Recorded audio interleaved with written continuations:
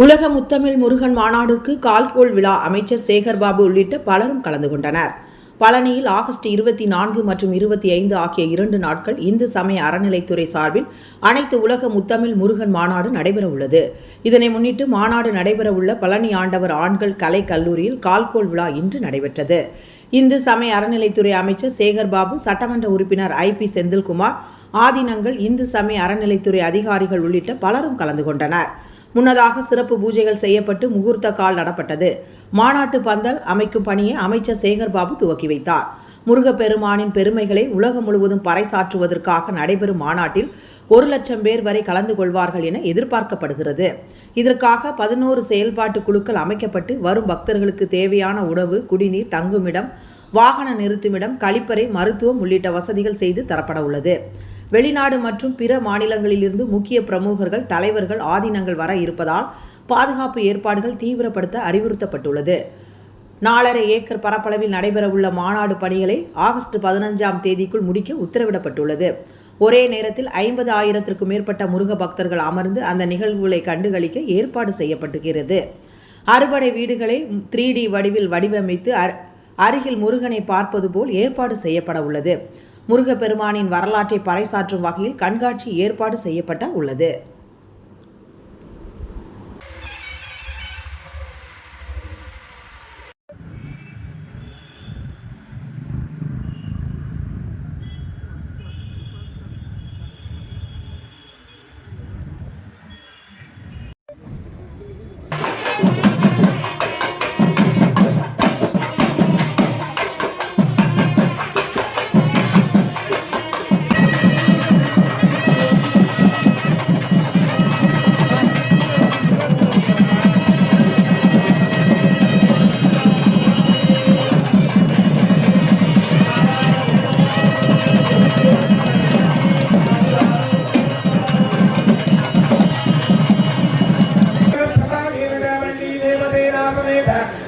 कुमार सुब्रह्मण्य स्वामिनः अनुग्रह प्रसादेन च बृहन्नायकी अंबिका समेत बृहदीश्वर परमेश्वरस्य अनुग्रह प्रसादेन च विशेषतः समस्त भक्त महाजनानां आह्लादनार्थम् अनुष्ठीयमान अनैतुलग मुत्तमिळ मुरुगन मानाडु इति नाम्ना संगत सर्व सुब्रह्मण्य भक्त महाजनानां संगम स्थाने प्रारंभ महोत्सव महामंगल कर्मान्तर्पेण अनुग्रह प्रसादेन अनुष्ठीयमान समस्त भक्त महाजनानां संगम महामंगल कर्मान्तर्पेण मुहूर्त स्तंभ प्रतिष्ठा महोत्सव महामंगल कर्म करिष्ये.